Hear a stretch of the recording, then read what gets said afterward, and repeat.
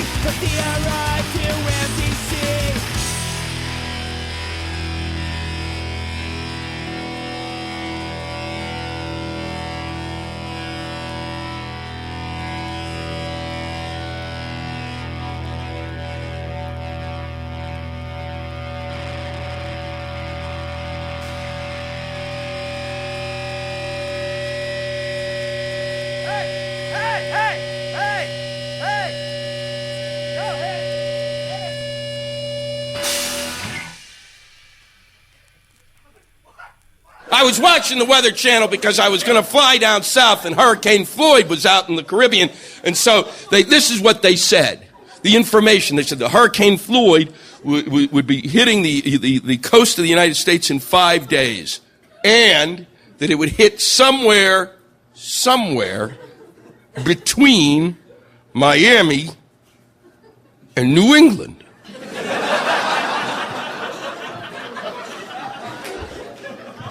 Why did they bother? Why the fuck open your mouth? Hey, kids. Hey, Dad. What do you want to do today? I don't know. Do you want to go to the matinee? No. Do you want to go to the amusement park? No. Do you want to go to the punk rock show? Yeah, let's go to the punk rock show.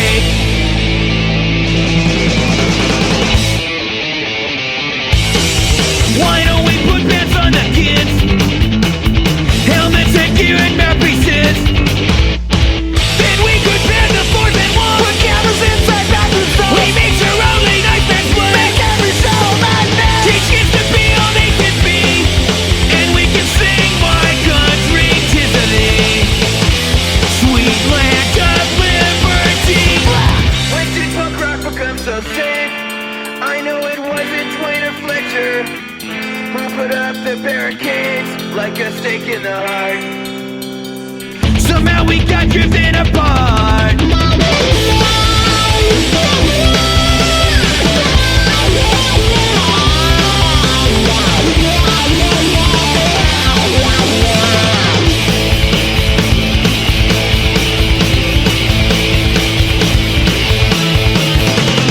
I want conflict, I want dissent.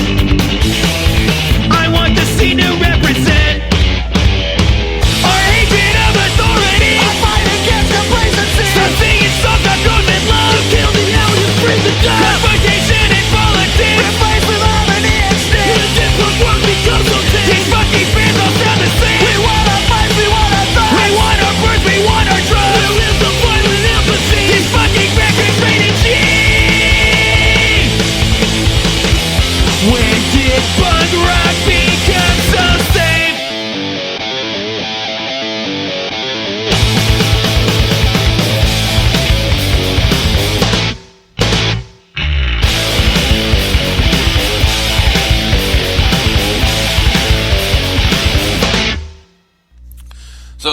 toward the conclusion of this interesting speech, to say the least. He says, "I am honored to stand with each and every one of you courageous conservatives as we come together to reclaim the promise of America." The recurring theme here has been promise of America, by the way, to reclaim the mandate, the hope, and opportunity for all, for our children and our children's children. We stand together for liberty. Yes, we care about our children's children. We just don't care about what we leave our climate to them as being. This is our fight. The answer will not come from Washington. It will come only from the men and women across this country, from men and women, from people of faith, from lovers of liberty, from people who respect the Constitution. You atheists, be damned. You people who don't believe in God, you're not involved in our country club, even though your morals may in many cases be even more honorable. It will only come as it has come at every other time of challenge in this country, when the American people stand together and say we will get back to the principles that have made this country great. We'll get back and restore the shining city in the hill that is the United States of America. Thank you, and God bless you, and Jesus Christ, Ted. God bless you, God, liberty, liberty, liberty, promise, promise, promise. All in all, I'm not going to tear the speech apart that bad. I'm not going to say it was a bad speech. It's great to talk about what wonderful things we can do if we just got our people behind the government that we want. But we're never going to get the government that we want as long as the conservatives are controlled by big business, as long as lobbyists continue to make sure that even the most easiest, simplest of ideas that can help solve many of our economic problems are fought tooth and nail, just all for the buck of big business. So I'm going to do this for, I hope, every Republican presidential speeches.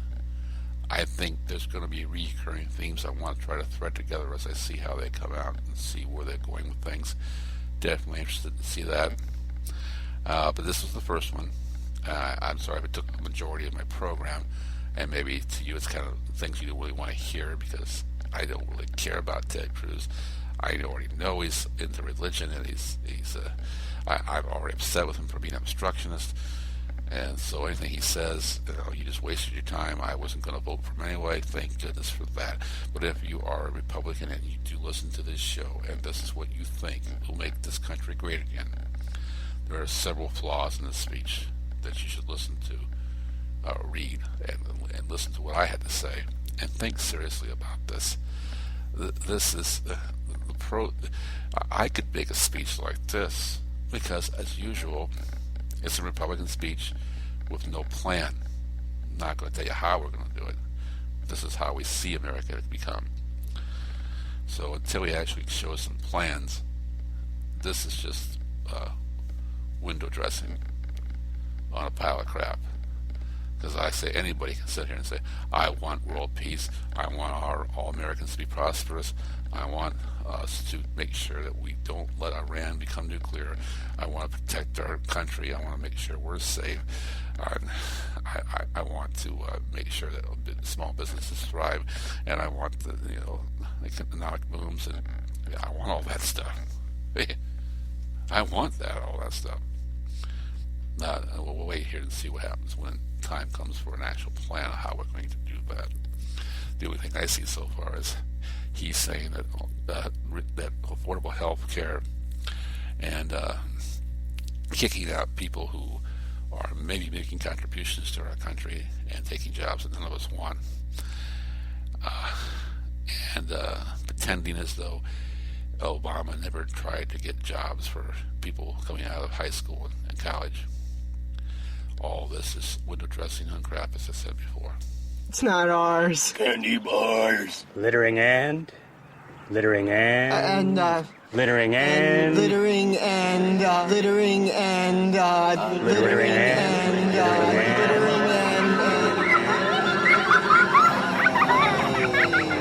and littering and smoking the reefer. Now to teach you boys. Okay. Okay, so I'm going to have these correspondents on my show from time to time. I have them here on line 420. These are my friends, and they will introduce themselves and their case for the legalization of marijuana. Take it away, guys. Oh, thank you. My name is Tom Jones, and this is my associate. Say hello, Bill. Hello, Bill. Bill, say hello.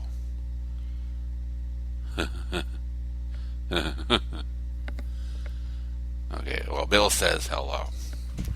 Now, as you know, are aware of, we now have been able to be very happy to report that Washington, D.C., as well as now the states of Colorado and Washington, not to be confused with Washington, D.C. That's not really funny, Bill, but thank you anyway.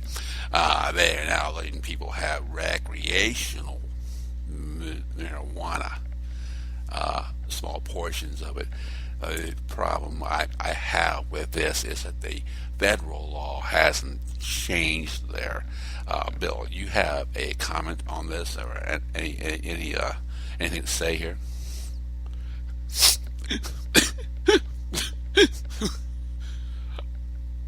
I think I shit my pants. Okay, Bill. If you wouldn't mind, sir, stepping a little farther away and refresh yourself, please. This is a serious discussion. I've memorized this very lengthy debate on what I want to say. As I said, I memorized this response to what I feel about this ridiculous fact that federal is still felony to carry recreational marijuana. I have this very well organized discussion I want to have here. I remember I wrote it yesterday. You were there, Bill, weren't you? Bill, were you over there, Bill? I'm over here. I know that, Bill. I'm asking you, do you remember me? I wrote down this very lengthy case for why I'm upset about the situation in Washington, D.C. Bill's not here. Bill, you're actually standing 5 feet away from me, and if you don't mind standing about 10 or 20 feet away from me still. Did you change your pants, Bill? I hope. Well, Bill just laid down in the curl ball, and he's decided he's going to take a nap for right now. So we'll leave that to be there and get back to the discussion at hand. What was the discussion at hand? Well, Ken, that's been our report. What? It's Gandalf the Grey's pipe. Damn, no shit. Hello, little hobbit. Spark my ganja. Yeah.